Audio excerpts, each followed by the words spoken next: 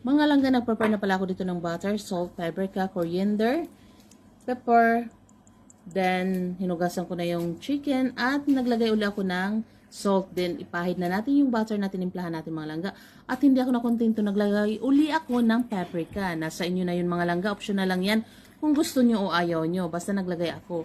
At ito na nga, mag-prepare na naman tayo ng potato, carrots, at saka onion mga langga. Then, ilagay na natin sa plastic bag at lagyan natin ng konting salt mga langga. Then, ito na nga ang ginawa ko mga langga at nilagay ko na rin yung manok. Sinunod ko na rin yung doon sa plastic bag bago natin ilagay sa oven. At ito na nga mga langga, luto na siya. Talagang mabango at malambot. Ito na yung tanghalian namin mga langga. O, diba? Naka-save na ako kaysa naman si Abdullah mag-order pa sa labas. Kaya nilutuan ko na lang. So, ano pa inaantay nyo?